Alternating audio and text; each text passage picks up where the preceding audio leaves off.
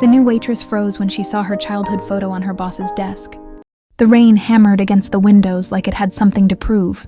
Hannah clutched the coffee tray tighter, her knuckles going white as she stepped into the elevator that would take her to the top floor, the forbidden territory, where only the boss and his inner circle ever went.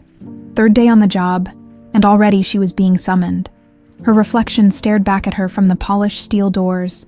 23 years old, dark circles under her eyes from pulling double shifts at her old diner gig just last week, hair pulled back in a bun that was already coming loose. She looked exactly like what she was, a girl trying to make rent in San Francisco, which was about as easy as swimming upstream in concrete shoes. The elevator dinged. The doors slid open to reveal a hallway that smelled like money, leather, mahogany, and that expensive cologne rich people wore. Hannah's sneakers squeaked against the marble floor as she made her way to the corner office, the one with Robert Miller etched in gold on a plate by the door. She knocked, twice. Soft. "Come in." The voice was deep, commanding, the kind of voice that didn't need to be loud to make you listen. Hannah pushed the door open and immediately felt smaller. The office was massive, floor-to-ceiling windows overlooking the Bay Bridge, bookshelves lined with leather-bound volumes she'd probably never understand, and a desk the size of her entire studio apartment back in the Tenderloin. Robert Miller stood with his back to her, hands clasped behind him, staring out at the gray sky like he was trying to read something in the clouds. He was tall, broad-shouldered, wearing a charcoal suit that probably cost more than her car. Well, the car she used to have before it died last year. "Your coffee, Mr. Miller," Hannah said, her voice coming out smaller than she'd intended. She set the tray down on the mahogany desk, careful not to make a sound. That's when she saw it. A silver picture frame, half hidden behind a stack of contracts and financial reports. The kind of frame you'd keep something precious in, something you looked at when you thought no one was watching. Hannah's hand froze mid-reach. The photo showed a little girl, maybe 5 years old, curly brown hair that caught the light like honey, almond-shaped eyes that seemed to smile even when her mouth didn't. And there, right there on her chin, a dimple, small but unmistakable. Hannah's breath caught in her throat. She knew that face. She knew it because she'd seen it before, in the only photograph she owned from her childhood, a faded Polaroid taken by Sister Margaret at St. Joseph's Home for Children in Reno, Nevada. Hannah had been 5 years old, dirty, barefoot, and completely alone. No memories of where she came from. No idea who her parents were. Just a first name scrawled on a piece of paper pinned to her worn-out dress. Hannah. But the girl in this photo, the dimple, the eyes, even the way her hair curled at the ends, it was identical. Too identical. "You can go." Hannah jumped. She hadn't realized she'd been staring. "Yes, sir. Sorry, sir." She practically stumbled over her own feet getting to the door, her heart pounding so hard she could hear it in her ears. What the hell was that? Why did Robert Miller, the Robert Miller, owner of 5 Michelin star restaurants, real estate mogul, the man Forbes called San Francisco's most reclusive billionaire, why did he have a photo of a girl who looked exactly like her childhood self? The door clicked shut behind her, and Hannah leaned against the wall, trying to catch her breath. Her hands were shaking. "You okay, honey?" Hannah looked up. Nancy Chen stood there with a bag of chopped vegetables, her weathered face creased with concern. Nancy had been working in the restaurant's kitchen for longer than Hannah had been alive. 25 years, she'd said. She was the only person who'd been genuinely nice to Hannah since she started. "I'm fine," Hannah lied. "Just, Mr. Miller's kind of intimidating." Nancy's expression softened. She glanced at the closed office door, then back at Hannah. He wasn't always like that, you know, cold, distant.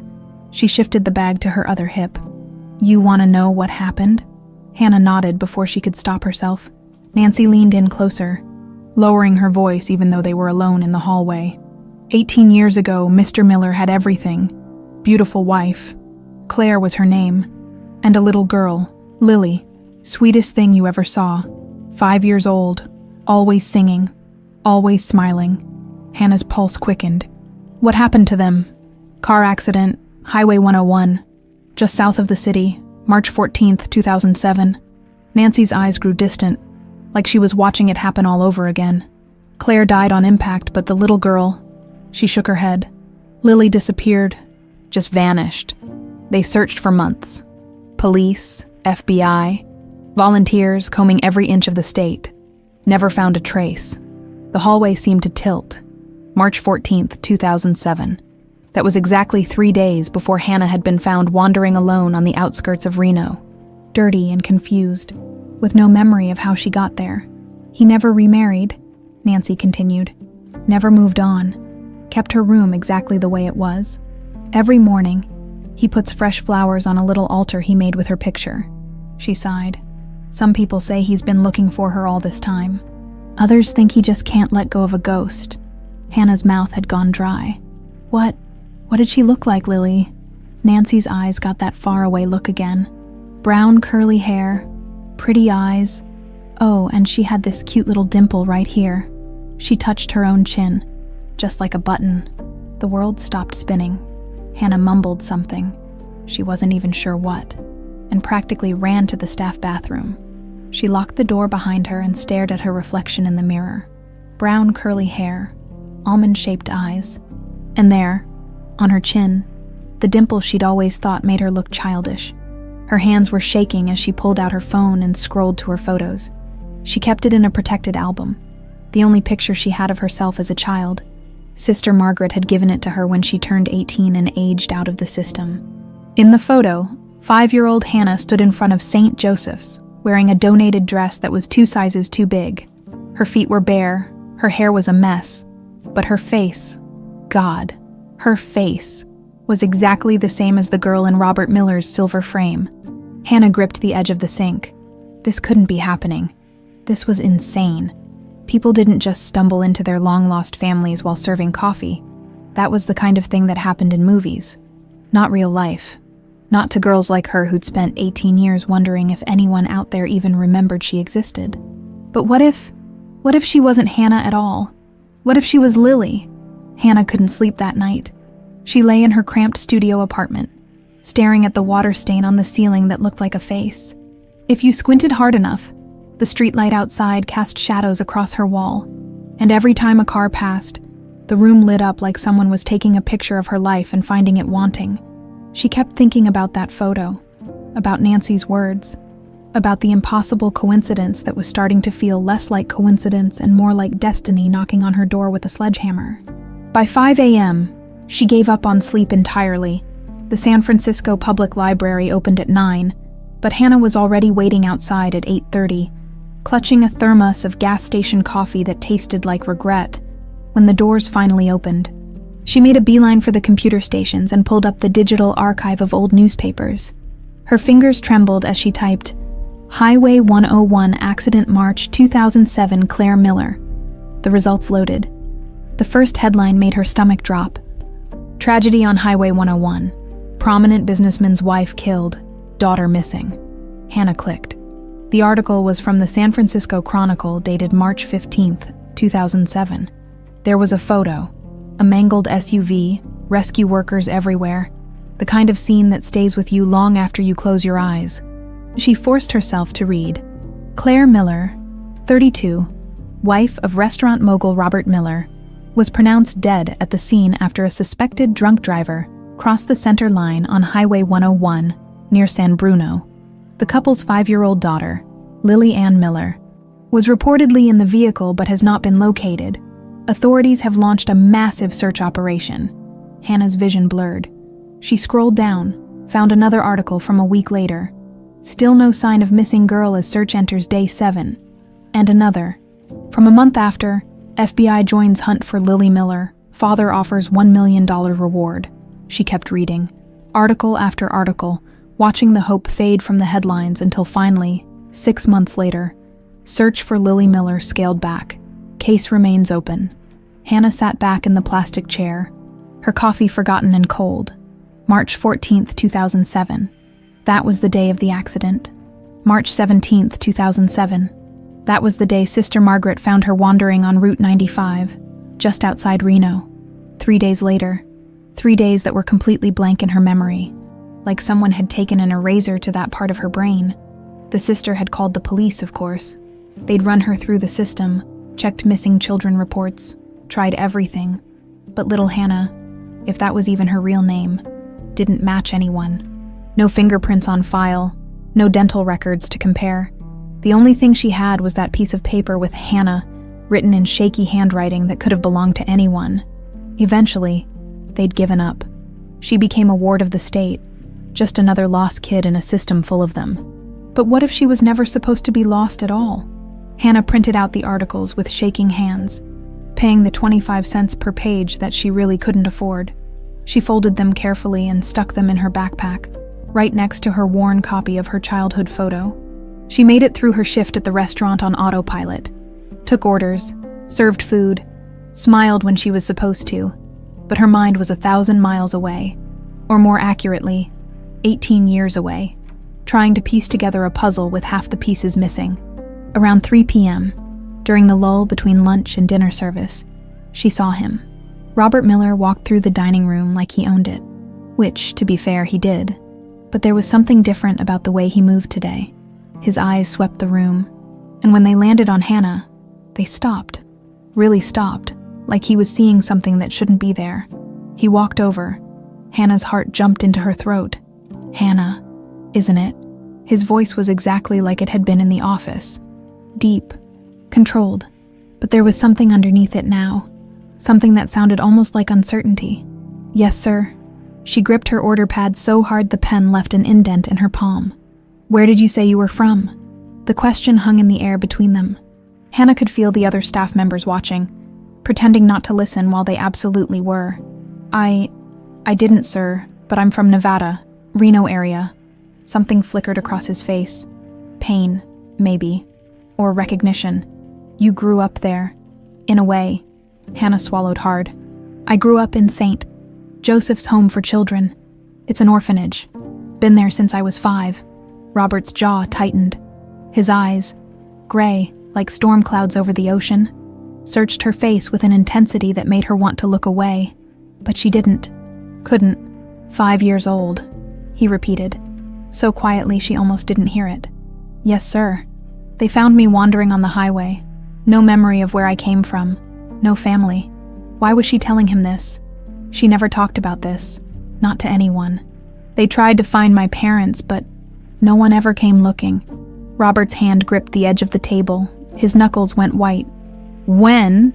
The word came out rough like gravel. When did they find you? Hannah's pulse was racing now. March 17th, 2007. The color drained from his face. For a moment, she thought he might pass out. Then he took a step back, composing himself with visible effort. I see. He cleared his throat. Get back to work. He turned and walked away, but not before Hannah saw it. The way his hand shook as he reached for the door. The way he paused, just for a second, like he was fighting the urge to turn around. That night, Hannah sat cross-legged on her bed, surrounded by printed articles and her single childhood photo. She'd been humming without realizing it. A melody she'd known for as long as she could remember. Soft, gentle, sad in a way that made you want to cry without knowing why. It was the only thing she had from before, the only memory that felt real. The words came automatically, like breathing.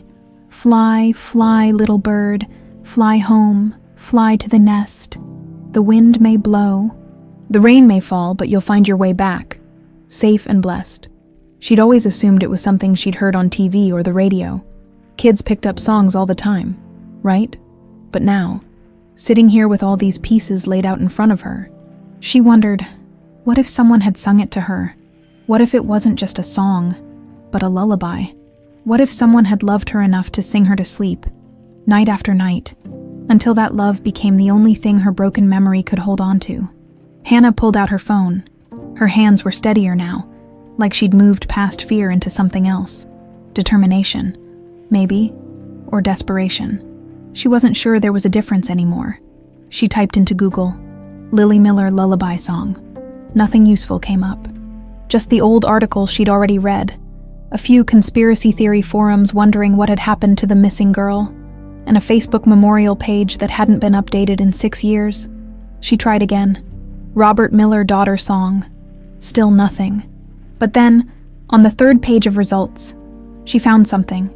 A small blog post from a former employee who'd worked at one of Robert's restaurants back in 2006. The post was titled, "Remembering the Good Days." Hannah clicked. Most of it was mundane. Stories about kitchen mishaps, celebrity sightings, the time the sous chef accidentally set his eyebrows on fire. But at the end, there was a paragraph that made Hannah's breath catch. Mr. Miller was different back then. He'd sometimes bring little Lily to the restaurant on weekends, and she'd sit in the kitchen eating cookies while Mrs. Miller worked on the books. Lily was always singing this song about a bird flying home. Mrs. Miller said she made it up one night when Lily couldn't sleep. It was their special song. God, I miss hearing that little voice. The phone slipped from Hannah's hands.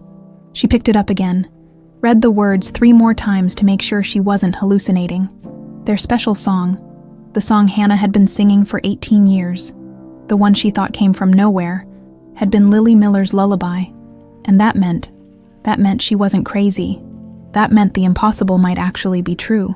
3 days passed before Robert called for her again. Hannah had almost convinced herself she'd imagined the whole thing. The look on his face, the way his hand trembled, the raw pain in his eyes when she'd mentioned the date. Maybe she was reading too much into it. Maybe she was just a desperate orphan grasping at straws, seeing connections where there were none. But then Nancy found her during the dinner rush, flour still dusting her apron. "Mr. Miller wants to see you." "Upstairs now." Hannah's stomach dropped. "Did I do something wrong?" Nancy's expression was unreadable. "Just go, honey," and Hannah. She squeezed her shoulder. "Whatever happens up there, you got people looking out for you down here, remember that?" The elevator ride felt longer this time. Hannah watched the numbers climb. 3, 4, 5, each floor taking her closer to something she couldn't quite name. Hope, maybe. Or the end of it. The door to Robert's office was already open. He stood by the windows again, but this time he turned when she entered. In the late afternoon light, he looked older than she remembered.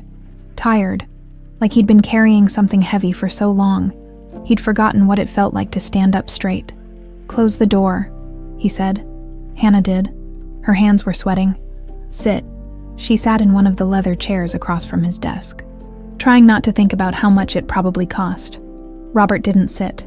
Instead, he walked to a cabinet in the corner and pulled out a bottle of whiskey and 2 glasses. He poured one for himself, drank it in a single swallow, then poured another. "I don't normally do this," he said, his back still to her. "Drink during work hours, but then again, I don't normally..." He trailed off, shook his head. "Would you like some coffee, tea?" "I'm fine, thank you." He finally turned to face her, leaning against his desk, up close. She could see the gray at his temples, the lines around his eyes that spoke of sleepless nights and old grief. "I've been thinking about our conversation," he said. "About what you told me, the dates." Hannah's heart started hammering. "Sir, let me finish." His voice wasn't harsh, just firm, controlled, like he'd practiced this speech 100 times in his head. "I've spent 18 years looking for my daughter, 18 years chasing ghosts, following leads that went nowhere, paying investigators who found nothing, private detectives, FBI consultants, even a psychic once when I was desperate enough to believe in that nonsense." He laughed. But there was no humor in it. "Do you know what the worst part is?" Hannah shook her head. "The not knowing, the wondering if she's out there somewhere, alive, thinking I abandoned her, or worse, thinking she's..." He couldn't finish that sentence. Didn't need to. "Mr. Miller," Hannah said softly, "why are you telling me this?" He looked at her then, really looked at her, and Hannah felt like he was seeing straight through to her bones. "Because you have her eyes," he said. "Claire's eyes, and that dimple." His voice cracked. Lily had that same dimple, right there. He touched his own chin. "I thought I was losing my mind when I first saw you. Thought grief was finally catching up with me after all these years. But then you told me about Nevada, about the date, and I started thinking, what if?" Hannah couldn't breathe. What if what? What if the impossible is actually possible? The words hung in the air between them like a prayer. Robert pushed off from the desk and walked to the window. Lily loved it up here. She'd press her nose against the glass and count the boats in the bay.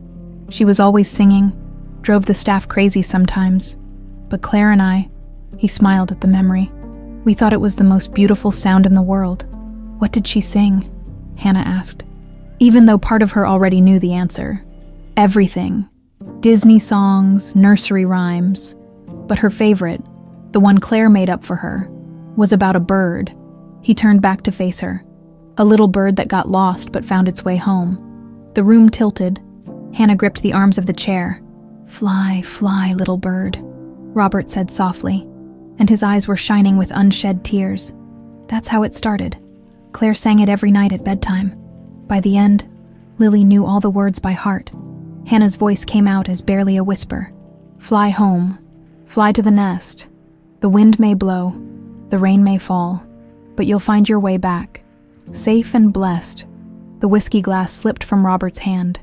It hit the carpet with a dull thud, amber liquid spreading across the expensive fabric. He didn't seem to notice. "How do you know that?" His voice was hoarse. "How do you know those words?" "I don't know." Hannah's own eyes were burning now. "I've always known them. For as long as I can remember, I thought it was just something I heard somewhere. But I've never been able to find it anywhere. Not in any song, not in any book. It's always been there." Robert crossed the room in 3 long strides. He knelt in front of her chair, and Hannah saw that his hands were shaking. "Claire made up that song," he said. "She never wrote it down, never sang it to anyone but Lily. It was theirs, their special thing." He searched her face desperately. "So tell me, how does a girl who was found in Nevada with no memories, a girl who grew up in an orphanage 300 miles away, know a lullaby that only 2 people in the world should have known?" Hannah couldn't answer, couldn't speak past the lump in her throat. "I need to know," Robert said. "I need to know if you're her, if you're my Lily." "I don't know if I am," Hannah managed. "I want to be God. I want to be so badly it hurts.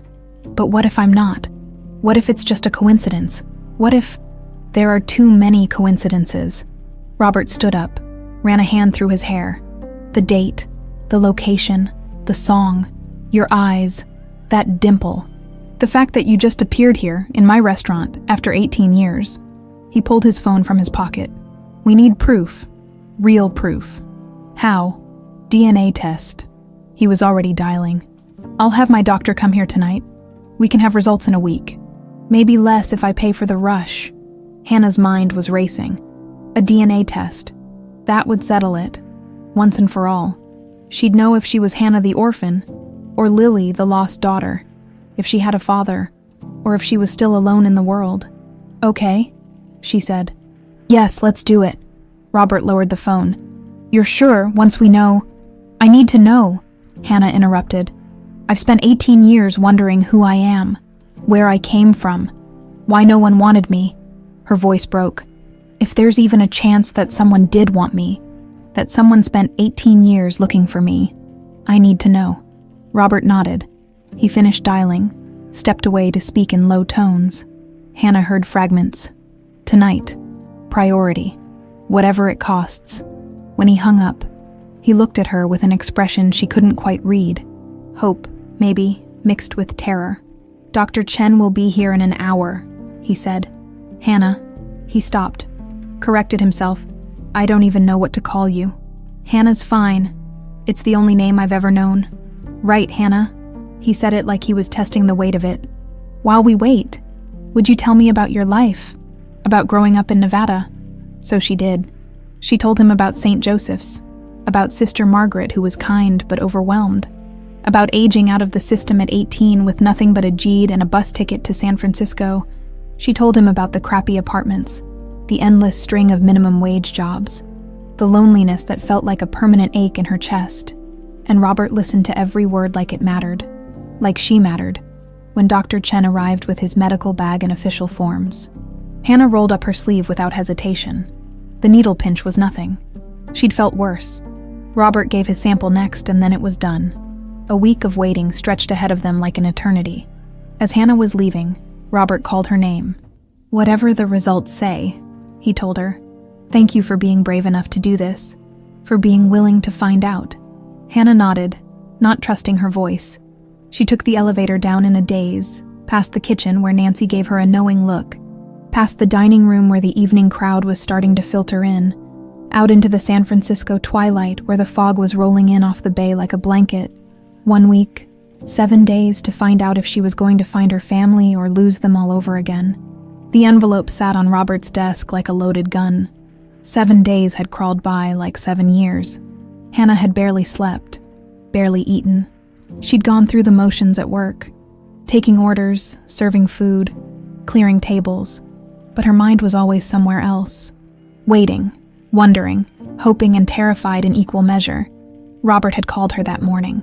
His voice on the phone had been tight, controlled. "The results are here. Can you come to the house today?" The house, not the office, not the restaurant. The house. Now Hannah stood in front of a mansion in Pacific Heights that looked like it belonged in a magazine. 3 stories of pristine white stone, bay windows that reflected the afternoon sun, a garden that probably cost more to maintain than she made in a year. A black iron gate separated her from answers. She pressed the buzzer. "Come in, Hannah." Robert's voice crackled through the intercom. The gate swung open with a smooth, expensive click. Hannah walked up the stone path on legs that felt like water. The front door opened before she could knock. Robert stood there in jeans and a sweater, the most casual she'd ever seen him. He looked like he'd aged a decade in a week. "Thanks for coming," he said, stepping aside to let her in. The interior was beautiful and sad at the same time. High ceilings, expensive art on the walls, furniture that screamed money, but it felt empty, like a museum nobody visited anymore. This way, Robert led her through a living room with a fireplace big enough to stand in, past a kitchen that could have served a small army, and into what looked like a study. Dark wood everywhere, books lining the walls. And there, on the desk, the envelope. Hannah's mouth went dry. "Would you like something to drink?" Robert asked. "Coffee? Water?" "I'm okay." She wasn't, but her throat felt too tight to swallow anyway. Robert sat down behind the desk. Hannah took the chair across from him, the same position they'd been in a week ago, but everything was different now. Everything hung on what was inside that envelope. "I haven't opened it yet," Robert said quietly. I thought we should do this together." Hannah nodded. She couldn't find words. Robert reached for the envelope. His hand was shaking. He tore it open, too fast, like ripping off a Band-Aid, and pulled out a single sheet of paper. His eyes scanned the page. Then he stopped breathing. Hannah watched the color drain from his face, watched his eyes fill with tears, watched his hand come up to cover his mouth like he was trying to hold back a sound that would break him. "Mr. Miller." Her voice cracked. "What does it say?" He looked up at her, and Hannah saw something she'd never seen in anyone's eyes before. Pure, overwhelming joy mixed with devastating grief. "It's you," he whispered. "You're Lily. You're my daughter." The world stopped spinning. Hannah heard the words, understood them, but they didn't feel real, couldn't be real. She was Hannah. She'd always been Hannah, the orphan, the girl nobody wanted, the one who grew up without a family, without a past, without, "I'm sorry," she heard herself say. "I'm sorry, I can't." And then she was crying. Huge, gasping sobs that came from somewhere deep in her chest, from a place she didn't know existed. 18 years of loneliness, of wondering, of aching for something she couldn't name. It all came pouring out. Robert was around the desk in seconds. He knelt in front of her chair, and for a moment he just hovered there, like he wasn't sure he was allowed to touch her. Then Hannah fell forward, and his arms came around her, and she cried into his shoulder like she was 5 years old again. "I looked for you," he said, his voice breaking. "Every day, every single day. I never stopped. I swear to God, Lily, I never stopped looking. I didn't know," Hannah sobbed. "I didn't know anyone was looking. I thought I didn't matter, that I wasn't wanted." "You were wanted," Robert pulled back, just enough to look at her face, his hands on her shoulders. "You were so wanted. You have no idea how much. Your mother loved you. I loved you. We loved you so much." Hannah couldn't stop crying. 18 years of tears that needed to come out. They stayed like that for a long time. Minutes, maybe hours. Hannah wasn't sure. Eventually, the sobs quieted to hiccups, and she pulled back, wiping her face with her sleeve. "Sorry. she mumbled. "I got your sweater all wet." "I don't care." Robert handed her a box of tissues from the desk. "I don't care about anything except that you're here, that I found you, that you're safe." Hannah blew her nose, trying to pull herself together. "What happens now?" "Whatever you want." Robert sat back on his heels. "This is a lot. I know it's a lot. We can take it slow. We can I see it?" Hannah interrupted. "My room. Nancy said you kept it." Something flickered across Robert's face. Pain, maybe, or fear. "Are you sure?" "It's exactly how it was. I haven't changed anything." "I'm sure." Robert stood slowly, like his legs weren't quite steady. "Okay, it's upstairs." Hannah followed him up a curved staircase with a banister. She wanted to slide down like a kid, down a hallway lined with photographs. Robert, and a beautiful woman with dark hair and a smile that lit up the room. Claire, Hannah's mother, a woman she couldn't remember but who'd sung her to sleep every night. Robert stopped in front of a white door. His hand rested on the handle, but he didn't turn it right away. "I come in here every morning," he said quietly. "Put fresh flowers on her dresser. Tell her good morning, even though she's not there. Your mother used to say I was crazy, talking to an empty room, but I couldn't stop. It was the only way I could." He stopped, cleared his throat. "The only way I could feel like I was still your father." He opened the door. The room was frozen in time. A small white bed with a pink comforter covered in butterflies. Stuffed animals arranged carefully on the pillows. A bookshelf full of picture books. Drawings taped to the walls. Stick figures holding hands under a smiling sun. A child's desk with crayons still scattered on top, and on the dresser, just like Robert said, a vase of fresh white flowers next to a silver-framed photo. Claire holding a little girl, both of them laughing at something off camera. Hannah walked in slowly, like she was entering a church. Everything smelled faintly of lavender and dust.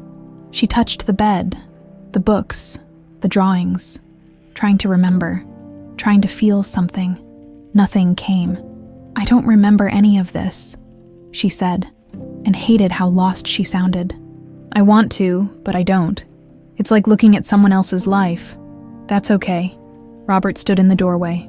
"The doctor said, after the accident, they said you might never remember. Trauma does that to kids. The brain protects itself by forgetting." Hannah picked up a stuffed rabbit from the bed. It was worn, one ear slightly crooked. "Did I have a favorite?" "That one." Robert pointed at the rabbit. "Mr. Hoppy. You took him everywhere. Your mother had to sneak him into the wash while you were sleeping." Hannah held the rabbit close, breathing in the old fabric smell, somewhere deep in her mind. Something stirred. Not a memory exactly, but a feeling. Safe. Loved. Home. "Can I stay here tonight?" The words came out before she could think about them. "In this room." Robert's expression crumbled.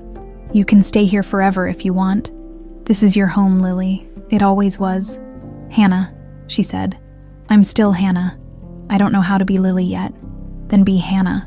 Robert smiled through his tears. "Be whoever you need to be. We'll figure out the rest together." That night, Hannah, Lily, whoever she was, lay in the small white bed that smelled like lavender and held Mr. Hoppy close to her chest. Robert had left her alone after making sure she had everything she needed, but she could hear him moving around downstairs, could hear the TV on low, like he couldn't stand the silence. She stared at the glow-in-the-dark stars on the ceiling and thought about how her entire life had just changed. Yesterday she was nobody, an orphan, a girl serving coffee to rich people and sleeping in a studio apartment with water stains on the ceiling. Today she was somebody's daughter. She had a father who'd been looking for her for 18 years. She had a mother who'd loved her enough to make up lullabies. She had a home. Hannah rolled over and looked at the photo on the dresser. Claire's smile. The little girl's laugh. "Hi, Mom," she whispered to the darkness. "I'm sorry I don't remember you, but I promise I'm going to try." Outside, the fog rolled in off the bay, wrapping the mansion in white, and for the first time in 18 years, Hannah fell asleep feeling like she belonged somewhere. Catherine Blake had built her empire on knowing things before anyone else did. She'd known Robert Miller would be successful before he did. She'd known exactly when to invest, when to expand, when to pivot. She'd known how to smile at the right people, say the right things, position herself as indispensable. And she'd known, 18 years ago, that a 5-year-old girl would destroy everything she'd worked for. Now, sitting in her corner office 3 blocks from Robert's restaurant, Catherine stared at the investigator's report on her desk and felt that old, familiar panic clawing at her throat. DNA test confirmed.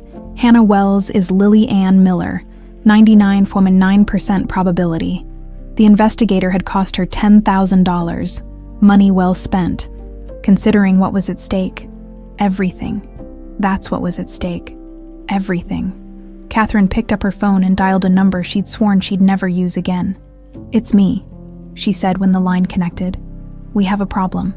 Hannah woke up in her childhood bedroom, though it didn't feel like hers yet, to the smell of pancakes. For a moment, she forgot where she was. Then she saw Mr. Hoppy on the pillow next to her, saw the glow-in-the-dark stars on the ceiling, and remembered. She was Lily Miller. She had a father. She had a home. The thought still felt surreal. She pulled on the clothes she'd worn yesterday. Robert had offered to take her shopping, but that felt like too much too soon, and headed downstairs. Following the smell, Robert stood at the stove, spatula in hand, looking completely out of place in his expensive kitchen. There were pancakes everywhere, on plates, on the counter, one on the floor that he apparently hadn't noticed. "I wasn't sure how you liked them," he said when he saw her, looking embarrassed. "So I made several variations, some with chocolate chips, some with blueberries, some plain, and I think I burned a few." He gestured helplessly at the mess. "I haven't cooked breakfast in 18 years.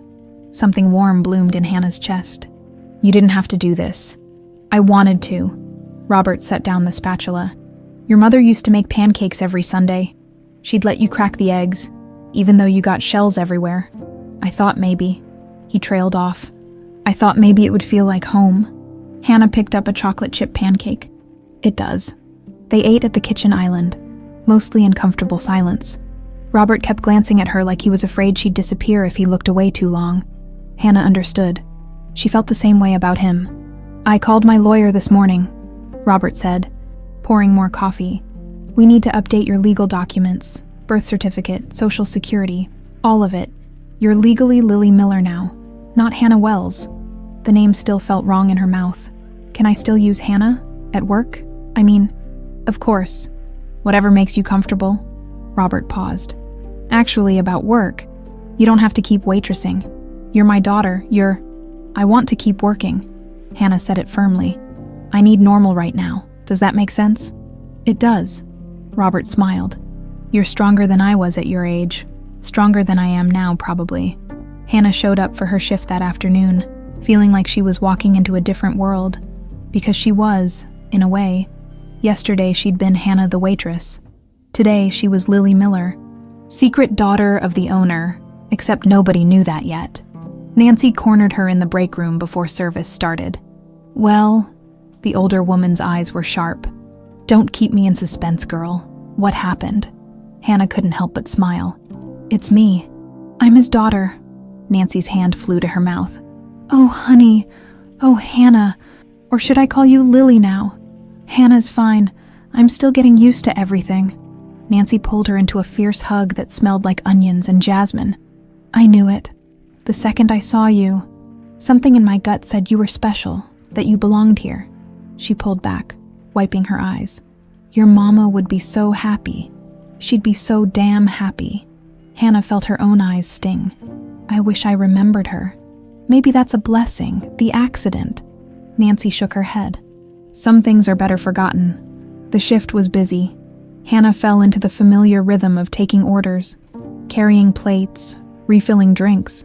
It felt good to have something to focus on besides the chaos in her head. She didn't notice Catherine Blake until the woman was right in front of her. "Hannah, isn't it?" Catherine's smile was perfect, too perfect, like something carved from ice. Hannah had seen Catherine around before. Hard not to notice her. She was always impeccably dressed, always commanding attention, always at Robert's side during business meetings. Robert's business partner, his right hand for the past 20 years. "Yes, ma'am. Can I get you something?" "Just water, please, and tell me..." Catherine tilted her head. "How are you finding the job?" "Robert can be demanding, "I hope he's treating you well." Something in her tone made Hannah's skin prickle. "He's been very kind." "Has he?" Catherine's smile widened. "That's good. That's very good, you know. I've known Robert for a very long time. Since before everything. He's a complicated man, wounded. Sometimes he sees things that aren't there. Do you understand what I'm saying?" Hannah didn't, but she nodded anyway. "Good girl." Catherine stood, smoothing her designer skirt. "Just remember, not everything that glitters is gold. Sometimes it's just broken glass that catches the light." She walked away, leaving Hannah with a cold feeling in her stomach. Nancy found her 20 minutes later, looking pale. "Catherine just asked me about you," she said, keeping her voice low. "Wanted to know how long you'd been here, where you came from, if you'd talked to Robert much." Nancy gripped Hannah's arm. She's never asked about staff before. Never. Why would she care? Because Catherine knows things. Nancy glanced around to make sure no one was listening. She's got eyes and ears everywhere. If Robert did that DNA test, if he told anyone, lawyers, doctors, she could have found out. And if she knows you're Lily, what? What would she do? Nancy's expression was grim. Protect herself. Catherine's been second in command here for 20 years. But you're the heir, the real one. Blood, that makes you a threat to everything she's built. Hannah's mouth went dry. "You think she'd hurt me?" "I think Catherine Blake doesn't let anything stand in her way. Never has." Nancy squeezed her arm harder. "Be careful, honey. Watch your back." That night, Hannah told Robert about the conversation with Catherine. They were in his study. Hannah curled up in an armchair while Robert paced. "She shouldn't even know about you yet," he said, anger tight in his voice.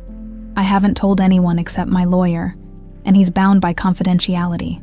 Maybe she's just suspicious. Maybe she doesn't actually know. Maybe." But Robert didn't look convinced. He stopped pacing and looked at Hannah.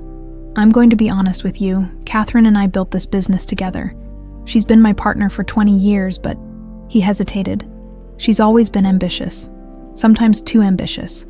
I've had to rein her in more than once." "You think she'd hurt me?" Hannah asked quietly. "I think I don't know anymore." Robert ran a hand through his hair. "I thought I knew her. But if she's willing to spy on us, to investigate you behind my back, I'm going to make some calls, put some security measures in place." "Dad," the word slipped out before Hannah could stop it. They both froze. "You called me Dad," Robert said, his voice rough with emotion. Hannah felt her cheeks heat. "Sorry, I didn't mean..." "Don't apologize, please don't apologize. I've been waiting 18 years to hear that word again." He crossed the room and knelt in front of her chair, just like he had when the DNA results came. "You can call me whatever you want, Robert. Mr. Miller, Dad, whatever feels right. But hearing you say that," he had to stop, clear his throat. "That was the best thing anyone said to me in 18 years. Hannah felt tears prick her eyes. "It felt right, saying it. Then say it whenever you want." Robert squeezed her hand. "And I promise you, I will not let anything happen to you. Not again. Not ever." But that night, after Hannah had gone to bed, Robert sat in his study with a glass of whiskey and made a different kind of call. "I need you to investigate Catherine Blake," he told his head of security. "Everything. Financial records, phone logs, emails. If she's done anything, and I mean anything, that puts my daughter at risk, I want to know about it. How deep do you want me to go?" "Sir," Robert thought about the woman who'd been his partner for 20 years, the woman who'd helped him build an empire, the woman who'd stood beside him at Claire's funeral and told him everything would be okay. "All the way back," he said. "Start with 18 years ago. The accident. I want to know where Catherine was, what she was doing, who she talked to, everything. That's going to take some time. Then you'd better start now." Robert hung up and stared at the photo of Claire and Lily on his desk. His girls. One gone forever. One miraculously returned. And if Catherine Blake had anything to do with why they'd been separated for 18 years, he'd make sure she paid for every single day. Hannah was getting used to the mansion, to waking up in a room that was supposed to be hers but still felt like a museum, to Robert making coffee too strong in the mornings, to the way he'd look at her sometimes like he was making sure she was real. 3 weeks had passed since the DNA results. 3 weeks of trying to figure out how to be a daughter when you'd spent 18 years being nobody's anything. Robert had been patient. Too patient, maybe. He never pushed, never demanded, just waited for her to come to him, to ask questions, to slowly let him in. They'd fallen into a routine. Breakfast together, Hannah working her shifts at the restaurant, dinners where they'd talk about everything and nothing. It was nice, almost normal. Hannah should have known it wouldn't last. It was a Tuesday night, late. Hannah had worked the dinner shift and stayed after to help Nancy prep for the next day. Robert had offered to send a car, but she'd insisted on taking the bus. She needed the independence, the reminder that she could still take care of herself. The bus stop was 3 blocks from the mansion, on a street that was usually busy but had emptied out after 10. Hannah walked with her headphones in, scrolling through her phone, not paying attention. That's when she heard the engine. A car, accelerating fast. Too fast for a residential street. Hannah looked up just in time to see headlights bearing down on her. No time to think, just instinct. She threw herself sideways, hit the sidewalk hard, felt her knee crack against concrete. The car roared past. So close she felt the wind. It didn't slow down, didn't stop, just kept going. Taillights disappearing around the corner. Hannah lay there for a moment, heart hammering, trying to process what just happened. Her knee was bleeding through her jeans. Her palms were scraped raw, but she was alive. Someone had just tried to kill her. Robert's face went white when he opened the door and saw her, blood on her jeans, tears streaking her face, shaking so hard she could barely stand. Jesus Christ. Hannah, what happened? A car. Her voice came out broken. They tried to... It came right at me. Robert pulled her inside, guided her to the couch. His hands were shaking as he examined her knee, her palms. We need to call the police. We need to... It was deliberate. Hannah looked up at him. They were waiting. They knew I'd be there. Robert's jaw clenched. He pulled out his phone, but he didn't call the police. He called someone else. It happened, he said when the line connected. Get over here now. 15 minutes later, a man in a dark suit arrived. Marcus Hayes, Robert's head of security. He was ex-military, built like a tank, with eyes that missed nothing. Hannah told him everything while Robert paced behind the couch like a caged animal. The car, the timing, the fact that it didn't stop or swerve, that it came straight for her. Did you see the driver? Marcus asked. No, the windows were tinted, but it was a black sedan, maybe a BMW. Marcus nodded, making notes on his phone. I'll check traffic cameras in the area. See if we can get a plate.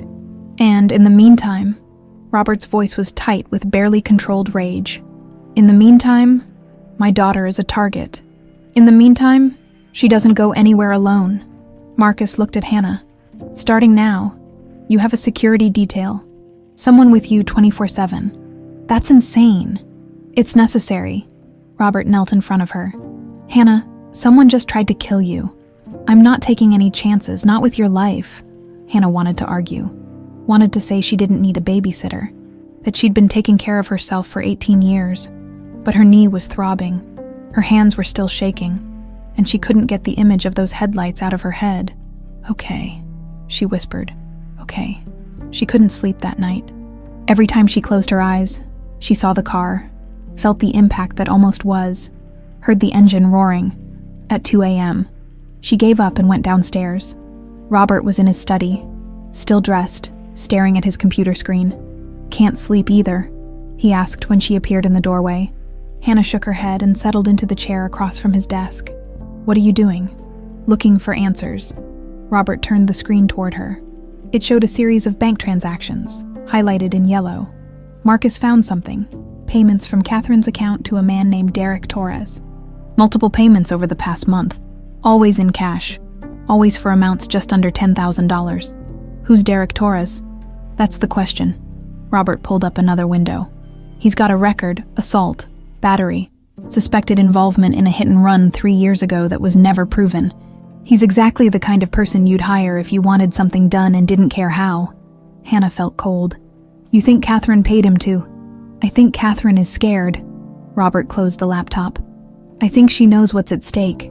That you're the legitimate heir. That your existence threatens everything she's built.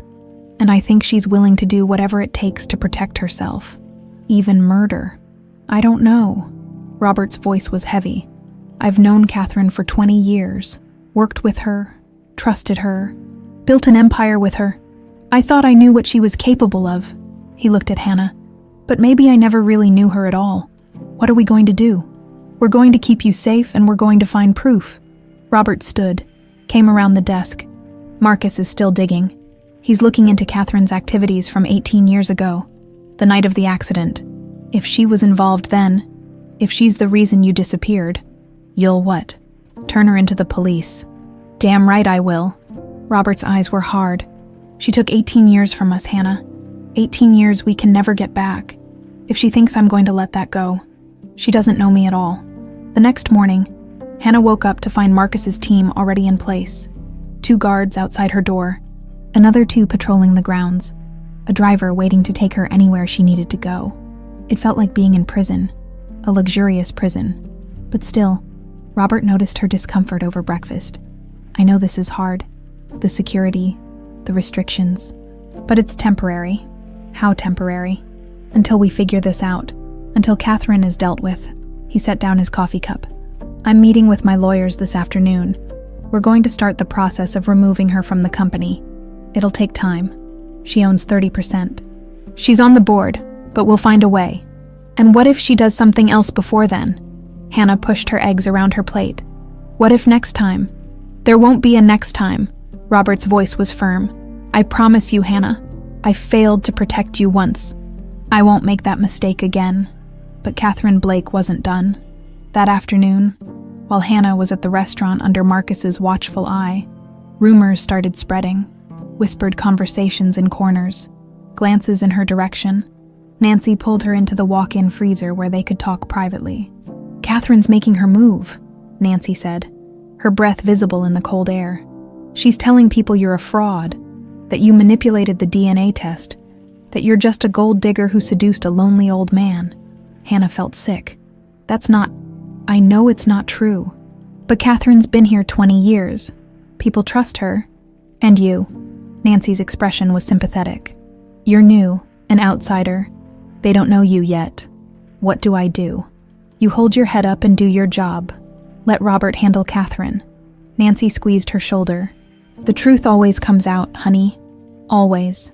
But as Hannah went back to work, feeling eyes on her from every direction, she wasn't so sure.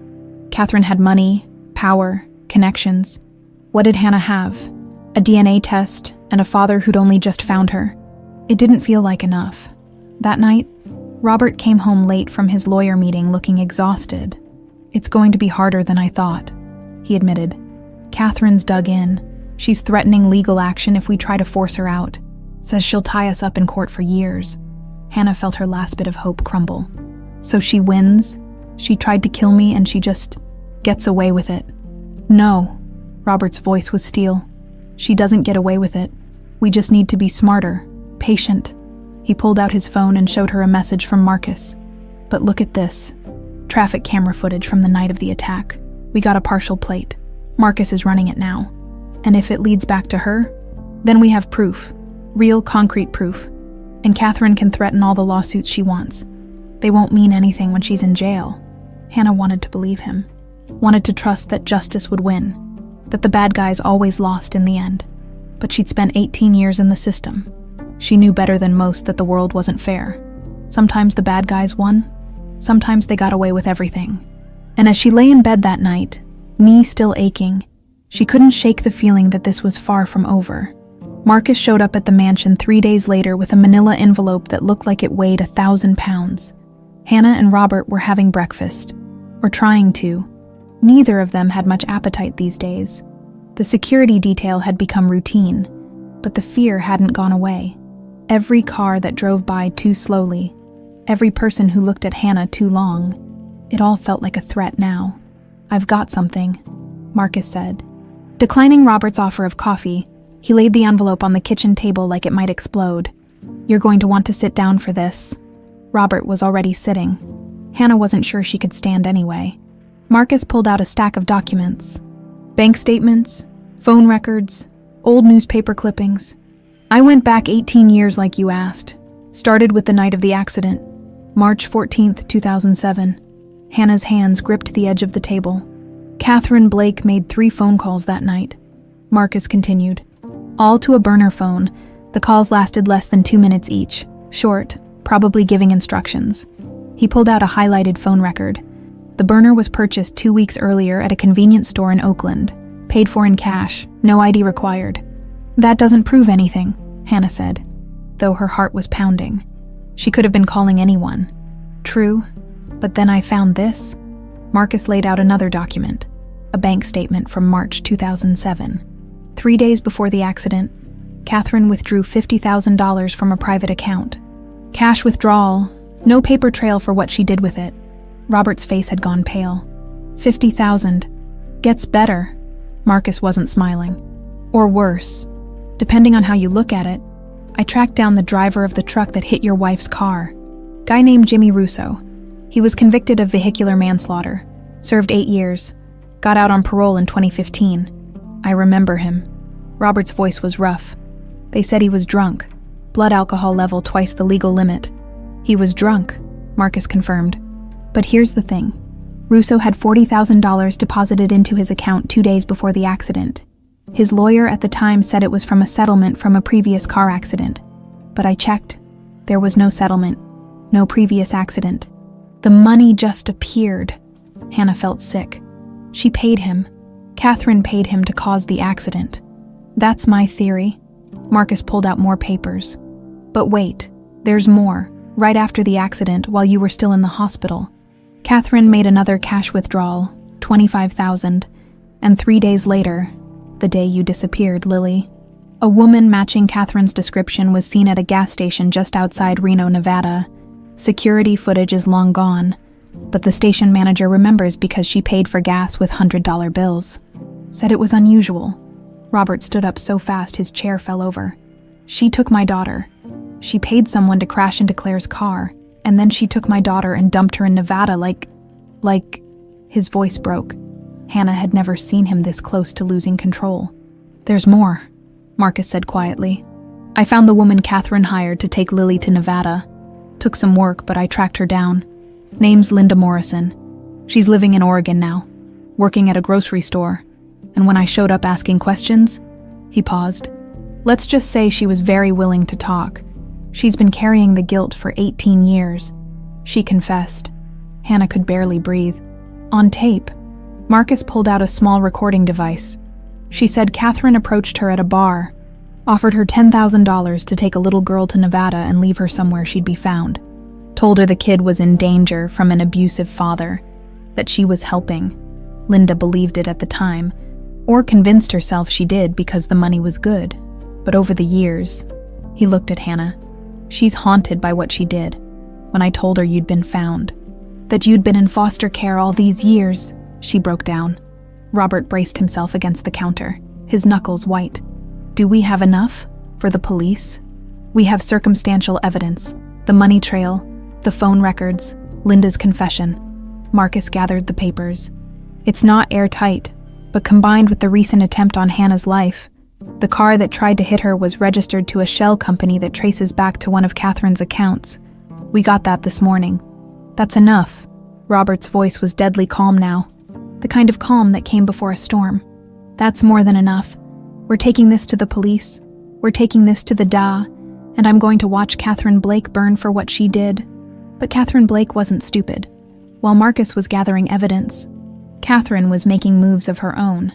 By the time Robert called his lawyer to arrange a meeting with the district attorney, Catherine had already filed a lawsuit against Hannah. The papers were delivered that afternoon by a process server who looked apologetic. Hannah stood in the mansion's foyer, staring at the legal documents that accused her of fraud, emotional manipulation, and conspiracy to defraud Robert Miller of his fortune. She's claiming I'm not really Lily, Hannah said numbly. She's saying I manipulated the DNA test somehow, that I'm working with someone to con you out of money.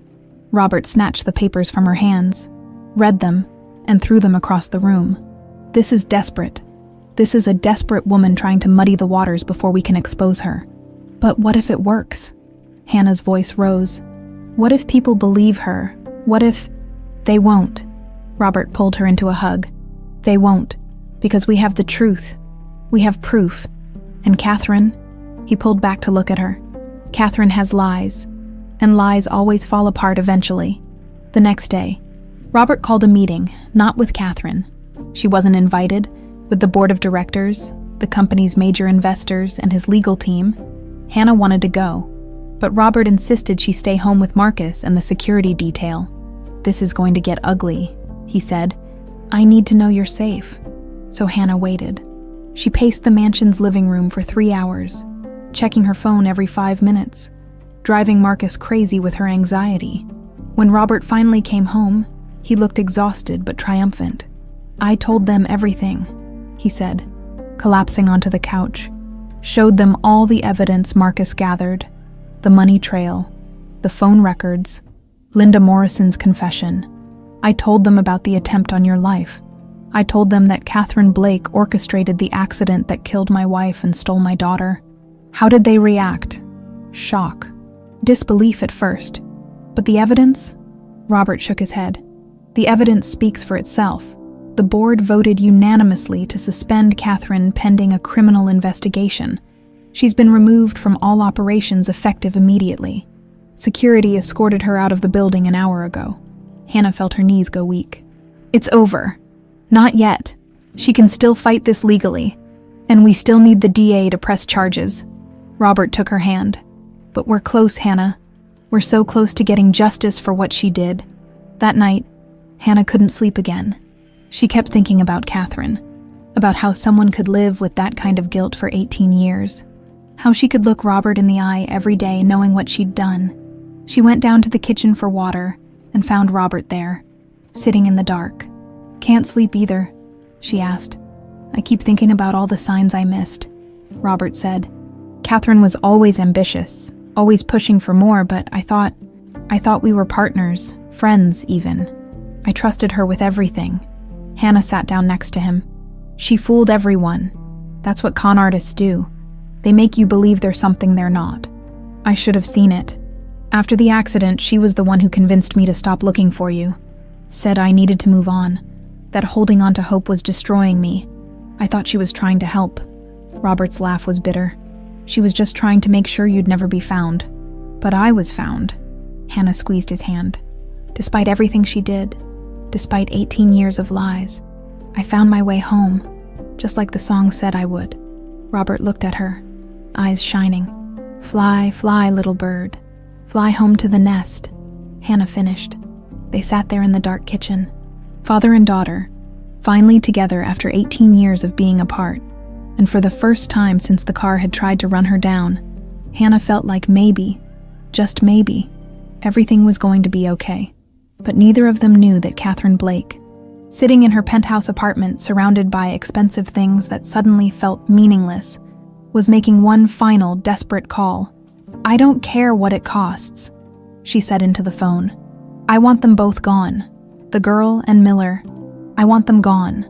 And I want it done before they can testify." The voice on the other end quoted a price. Catherine didn't even blink. "Done. But it has to look like an accident. Nothing that traces back to me."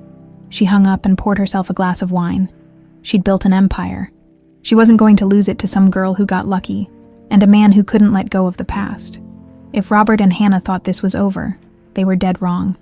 In every sense of the word, the invitation arrived on cream-colored paper. Hand-delivered to the mansion by courier, Catherine Blake cordially invites Robert Miller and Hannah Miller to a private meeting at the Pacific Heights estate, Friday, 7 p.m., to discuss a peaceful resolution to recent misunderstandings. Hannah stared at the elegant script. She can't be serious. She's cornered. Robert set down his coffee cup with deliberate care. Cornered animals are the most dangerous. Marcus, who'd been reviewing security footage in the corner, looked up. "It's a trap. Has to be." "Of course it's a trap." Robert's voice was calm, but Hannah could see the tension in his shoulders. "The question is, do we walk into it anyway?" "Absolutely not." Marcus crossed the room in 3 strides. "You go to that meeting. You're giving her exactly what she wants, a chance to finish what she started. Or," Robert said slowly, "we give her exactly what we want, a chance to confess, on record." Hannah's stomach dropped. You want to wear a wire? I want to end this. Robert looked at her. The DA says we have enough for an arrest. But Catherine's lawyers are good. They'll tie this up for years if we let them. But if we can get her to confess, if we can get her to admit what she did on tape, he spread his hands. It's over. No trial, no legal battles, just justice. It's too dangerous, Marcus said flatly.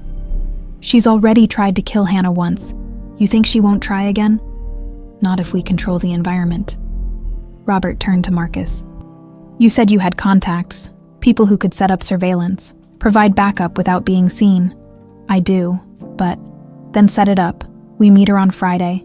We wear wires. You and your team are positioned outside, ready to move in if anything goes wrong. Robert's jaw was set. I'm not letting Catherine walk away from this, and I'm not letting her threaten my daughter for one more day. Hannah wanted to argue, wanted to say it was insane, that they should just let the police handle it, but she'd seen how scared Catherine was. Scared people made mistakes, and maybe, just maybe, they could use that. I'm coming too, she said. Both men turned to stare at her. No, Robert's voice was firm. Absolutely not. She invited both of us. Hannah picked up the invitation. If I don't show, she'll know something's up. She'll be on guard. Hannah, I need to face her, Dad. The words still felt new on her tongue. But right, I need to look her in the eye and hear her admit what she did. To Mom, to us, to our family. Her voice cracked. I need closure. Robert looked at her for a long moment. Then he closed his eyes and nodded. Okay, but you stay behind me the entire time. At the first sign of trouble, you run, deal. Deal. Marcus looked like he wanted to throw something. You're both insane. You know that, right? Probably, Robert agreed. Get your team ready, Marcus. We've got 3 days. Those 3 days crawled by like years. Marcus brought in his people. Ex-military, ex-FBI, the kind of professionals who moved like shadows and saw everything. They surveyed Catherine's estate, mapped out entry points, identified escape routes. They set up long-range audio equipment and tiny cameras hidden in buttons and jewelry. Hannah practiced what she'd say, how she'd look Catherine in the eye without breaking down, how she'd stay calm when every cell in her body wanted to scream. Robert went over the plan obsessively. Every scenario, every possible outcome.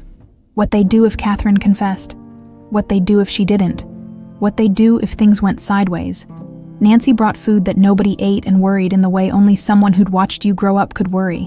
And on Friday evening, as the sun started its descent over San Francisco Bay, Hannah and Robert got into the car that would take them to Catherine Blake's estate. Last chance to back out, Marcus said from the driver's seat. Not a chance, Robert replied. Hannah said nothing.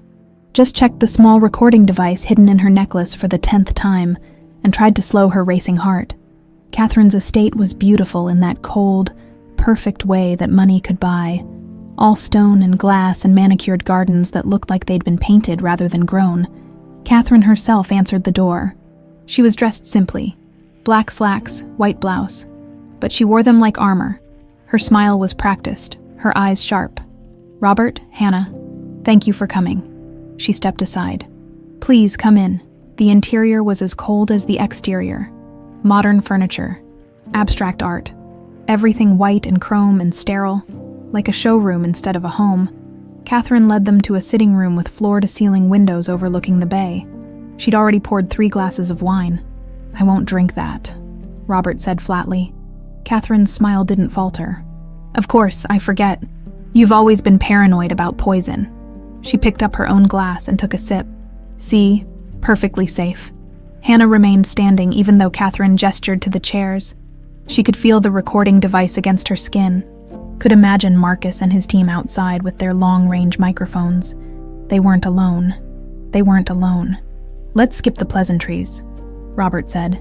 You invited us here to discuss a resolution. I'm listening. Catherine set down her wine glass with deliberate care. I'm prepared to offer you a deal. I dropped my lawsuit against Hannah. I resigned from the company quietly. No fuss, no public statements. And in return, she looked directly at Robert. You let the past stay in the past. The past. Robert's voice was dangerously soft. You mean the part where you orchestrated my wife's murder and kidnapped my daughter? For just a second, Catherine's mask slipped. Hannah saw it. The flash of fear, quickly covered. I have no idea what you're talking about. Really, because we have bank records showing you withdrew $75,000 in cash around the time of the accident. We have phone records showing you called a burner phone the night Claire died. We have a confession from Linda Morrison, the woman you paid to dump my 5-year-old daughter in the middle of nowhere. Robert took a step forward. We have everything. Catherine, every lie, every payment, every calculated move you made to destroy my family so you could keep your piece of the empire. Catherine's composure cracked further. You can't prove any of that. We can. We have. The DA is ready to file charges. Robert's eyes were hard. The only question is whether you go down fighting or whether you do the decent thing for once in your miserable life and confess. Confess. Catherine laughed, but it sounded brittle. To what? Ambition? Success? Doing what was necessary to protect what I built? You didn't build it. Hannah found her voice. It came out stronger than she expected. You stole it. You killed my mother and took me from my father so you could have what wasn't yours. Catherine turned to her, and the mask fell away completely. What was underneath was ugly, raw hate mixed with desperation. You don't understand, Catherine said. You were 5 years old, a child. You would have inherited half of everything. Robert would have spent his entire life protecting you, putting you first, making sure you had everything. And me, she laughed again. I would have been shoved aside. 20 years of work, of sacrifice, of building this empire from nothing. All of it would have meant nothing because you had the right last name. So you killed my mother. Hannah's voice shook. You paid a drunk to crash into her car and then you kidnapped me and left me in a place where no one would ever find me. I saved you. Catherine's voice rose. I could have had you killed too. It would have been easy. A child that young. So many ways for accidents to happen. But I didn't. I gave you a chance at a normal life, away from all of this. You gave me 18 years in foster care. Hannah felt tears on her cheeks. 18 years of wondering why I wasn't good enough, why nobody wanted me, why I didn't have a family. But you survived, and now you're here, playing the victim, ready to destroy me for doing what needed to be done. Catherine's composure was completely gone now. You want to know the truth? Fine. Yes. I paid Russo to cause the accident. Yes.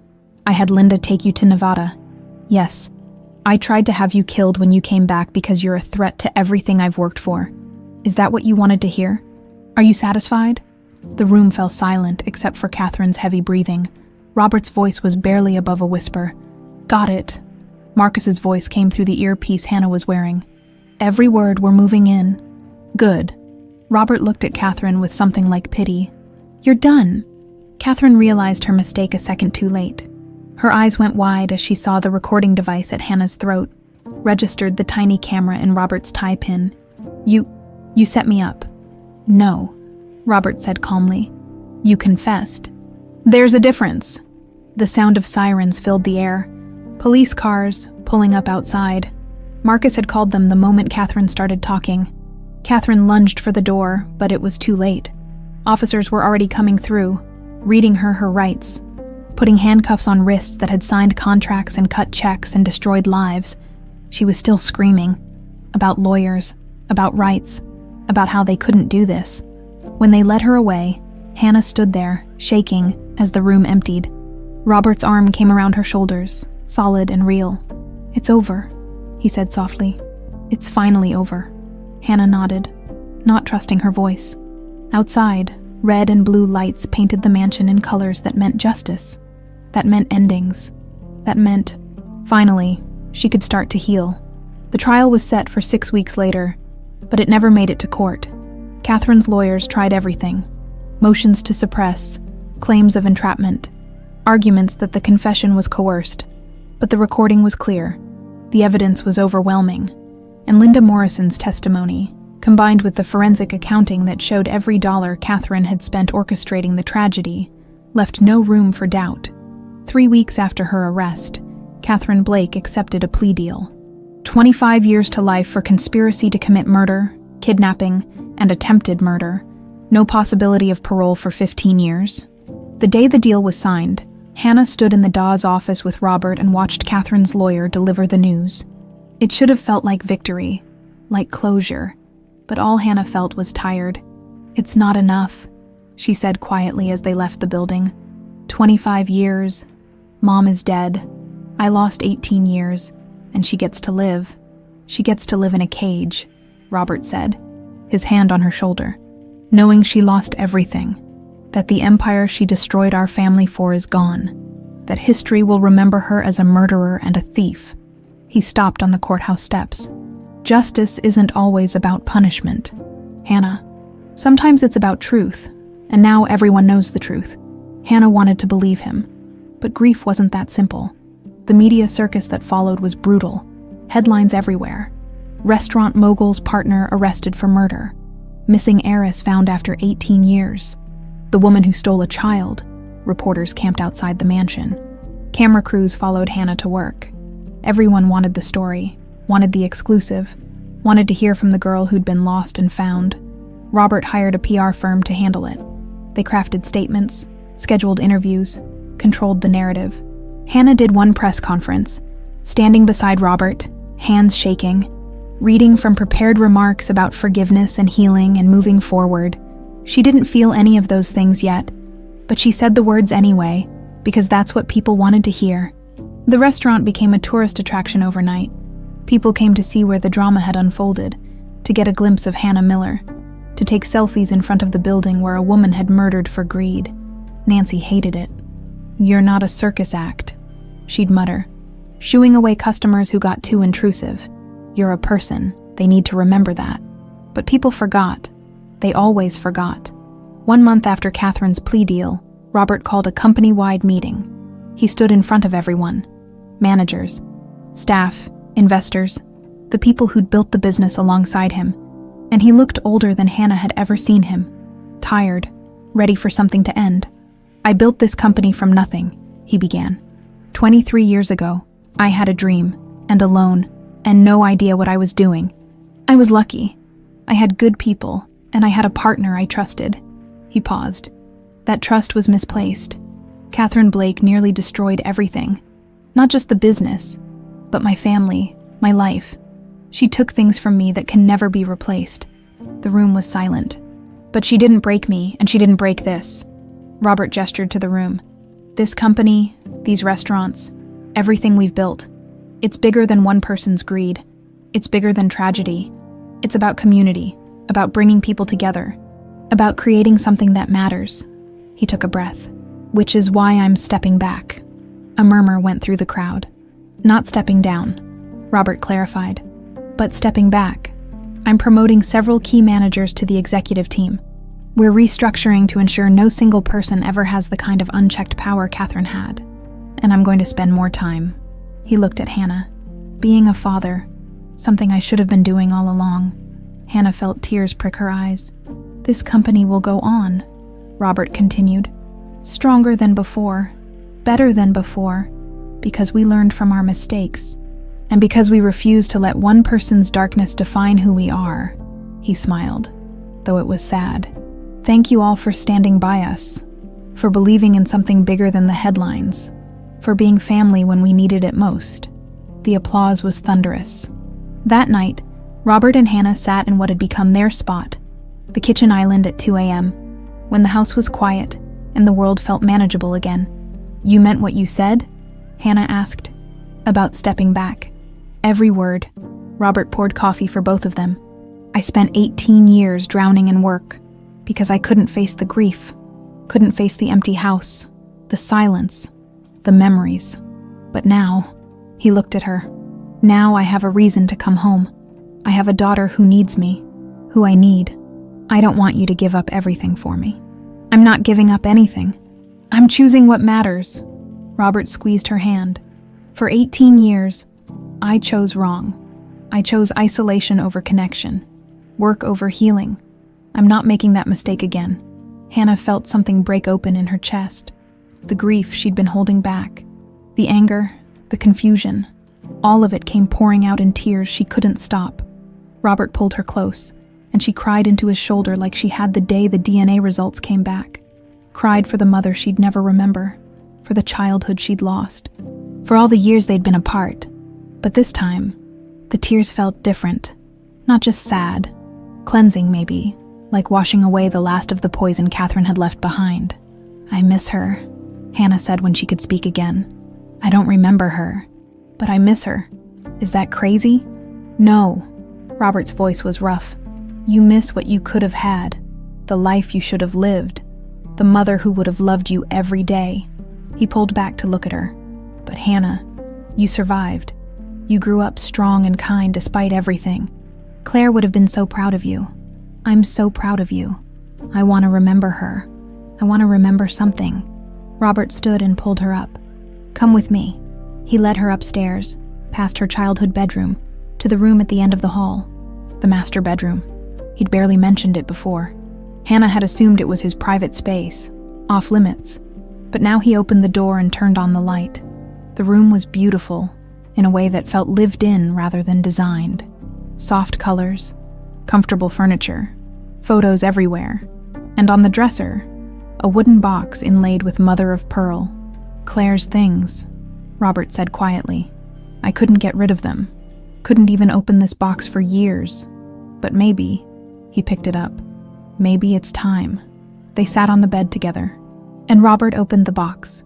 Inside were treasures: a pressed flower from their wedding, ticket stubs from movies, a napkin with a sketch Claire had drawn of 5-year-old Lily sleeping, letters Robert had written when he traveled for business, a small bottle of perfume, and at the bottom, a notebook, leather-bound, worn at the edges.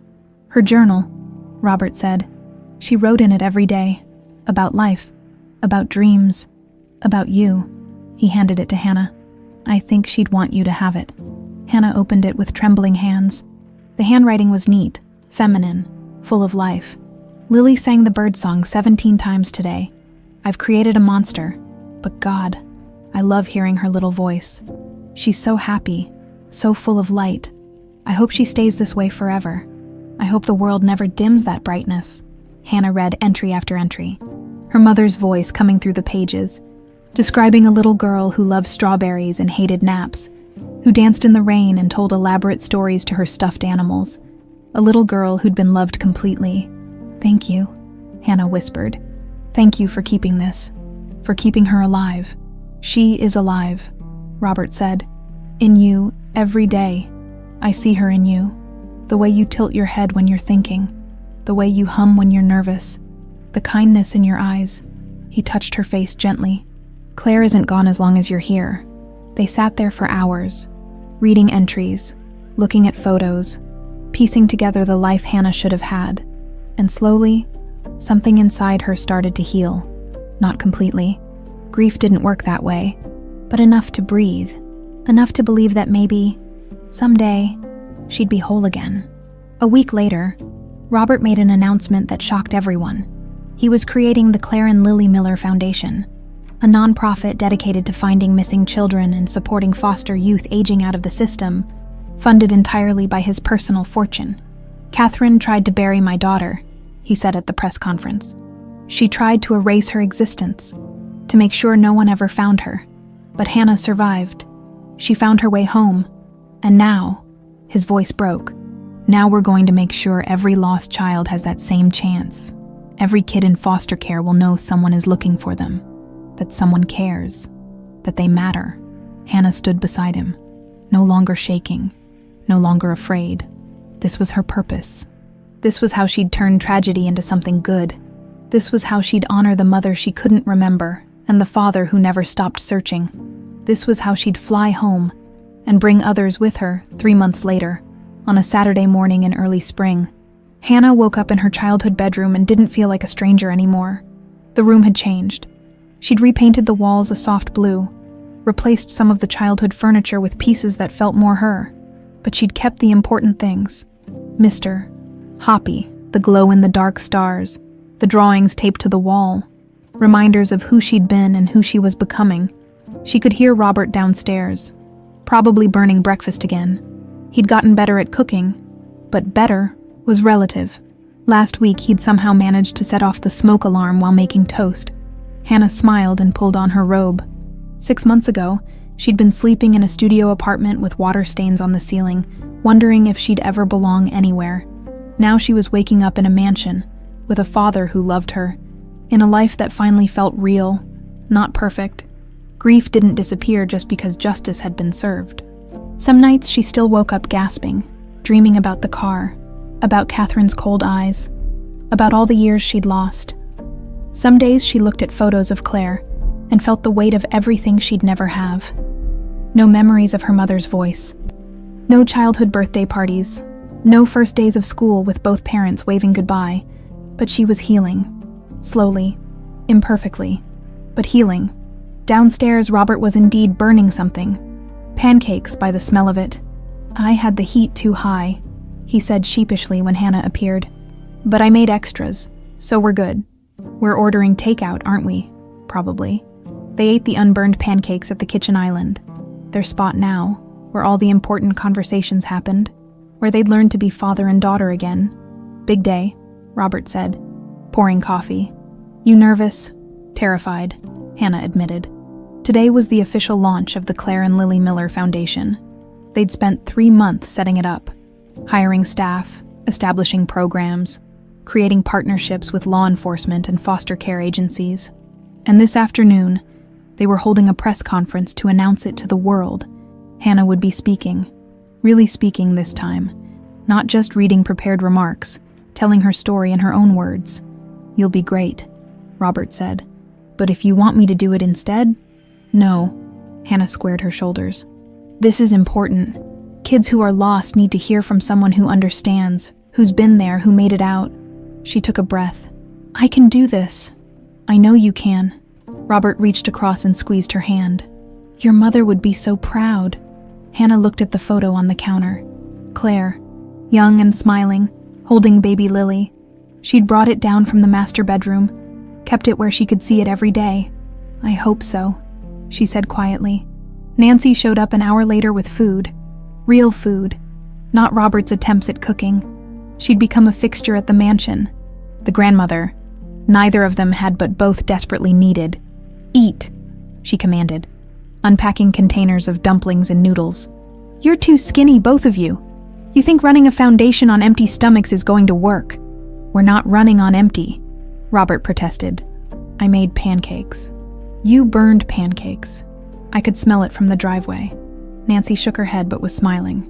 "Now eat before I force-feed you like children." They ate together, the 3 of them, talking about nothing important. The weather, the restaurant's new menu. Nancy's grandson who'd just gotten into Berkeley. Normal conversation, family conversation. This was what Hannah had been missing all those years. Not just a father, but a family. People who cared whether she ate breakfast, who showed up when she needed them, who made bad jokes and burned pancakes and loved her anyway. The press conference was held at the Foundation's new headquarters, a renovated building in the Mission District that had once been a church. They'd kept the high ceilings and stained glass windows, but modernized everything else. Created spaces that felt hopeful rather than institutional. The room was packed, media, donors, foster care advocates, law enforcement officials. Everyone wanted to see Robert Miller's redemption story, wanted to witness the phoenix rising from ashes. But this wasn't about redemption. It was about prevention, about making sure what happened to Hannah never happened to another child. Robert spoke first, explaining the Foundation's mission, its programs, its goals. He was eloquent, passionate, the businessman, turned advocate. People listened, took notes, nodded along. Then it was Hannah's turn. She walked to the podium on shaking legs, looked out at all those faces, and almost ran. But then she saw Nancy in the 3rd row, giving her a thumbs up. Saw Marcus standing in the back, watching her with quiet pride. Saw Robert off to the side, looking at her like she'd hung the moon. She could do this. "My name is Hannah Miller," she began. "But for 18 years I was just Hannah. No last name that meant anything. No family, no history. I was a girl who appeared in Nevada one day with no memories. No past? Nothing." The room was silent. "I spent 18 years in foster care. Some homes were okay, some weren't. I aged out of the system at 18 with a GED and $300. I worked minimum wage jobs, lived in apartments I could barely afford. and wondered every single day why I wasn't enough, why nobody had wanted me, why I'd been left alone. Hannah's voice grew stronger, but I wasn't left alone. My father spent 18 years looking for me. He never stopped. He never gave up. And against all odds, I found my way back to him. She paused. I'm one of the lucky ones. I found my family, but there are thousands of kids out there who won't, who are still lost, who are still wondering why nobody's looking. She gripped the podium. This foundation is for them, for every kid who thinks they don't matter, for every child who's waiting for someone to care enough to find them, for every teenager aging out of foster care who needs to know that someone sees them, values them, believes they deserve better. Her eyes found Robert's. My mother used to sing me a song about a little bird that got lost but found its way home. For 18 years, I was that bird, lost in the storm, trying to find my way. But I made it. And now, her voice cracked, now I'm going to help other birds find their way home too. The applause was deafening. That evening, after the press conference, after the interviews, after all the noise and chaos, Hannah and Robert drove to Golden Gate Park. They walked in silence to a quiet spot overlooking the bay, where the sun was setting in shades of gold and pink. Robert pulled out a small wooden box. I've been holding on to this, he said, waiting for the right moment. Inside the box were two things, a locket with Claire's picture and a small envelope with Lily written on it in Claire's handwriting. She wrote this the week before the accident, Robert explained, his voice rough. I found it years later in her jewelry box. She'd wanted to give it to you on your 6th birthday. Hannah opened the envelope with trembling hands. Inside was a letter, my dearest Lily. By the time you read this, you'll be 6 years old, a big girl, probably too old for mommy's silly songs and bedtime stories. But I hope you remember them anyway. I hope you remember that you are loved more than words can say. You are my sunshine, my song, my little bird who fills the house with joy. And no matter what happens, no matter where life takes you, I want you to know. You can always fly home. The nest will always be here, waiting for you, love forever. Mommy Hannah read it 3 times, tears streaming down her face. Then she put on the locket and felt the weight of it against her heart. Her mother's picture, her mother's love, finally where it belonged. She knew, Hannah whispered. Somehow, she knew I'd need this. She knew she loved you, Robert said. And that love, that's what brought you home. That's what survived 18 years of darkness. Love doesn't die, Hannah. It just waits. They stood there as the sun disappeared below the horizon, painting the sky in colors that looked like hope. 1 year later, the Claire and Lily Miller Foundation had reunited 43 missing children with their families and placed over 200 foster youth in stable, supportive environments. Hannah ran the foundation's day-to-day operations. She'd discovered a talent for administration, for connecting with kids who'd been through what she had, for making sure no one fell through the cracks. Robert had finally learned to make pancakes without burning them. Most of the time, Nancy had officially retired from the restaurant to become the foundation's chief grandmother, a position she'd created herself that mostly involved feeding everyone and making sure they took breaks. And every Sunday, without fail, Hannah and Robert drove to the cemetery where Claire was buried. They'd bring fresh flowers, jasmine, her favorite, and tell her about their week, about the kids they'd helped, about the family they'd rebuilt, about how her love had brought her little bird home on this particular Sunday. As they stood by Claire's grave, Hannah noticed something, a nest in the tree overhead with tiny birds chirping. Look, she said, pointing. Baby birds, learning to fly. Robert smiled, just like their mother taught them. Hannah watched the birds for a long moment, then looked at her father. Thank you, she said, for never stopping, for believing I was out there, for waiting for me to come home. Always, Robert said simply, for however long it took, forever, if necessary. They walked back to the car hand in hand, father and daughter, no longer lost. The little bird had flown home, and in the nest she'd found, she'd finally learned to rest.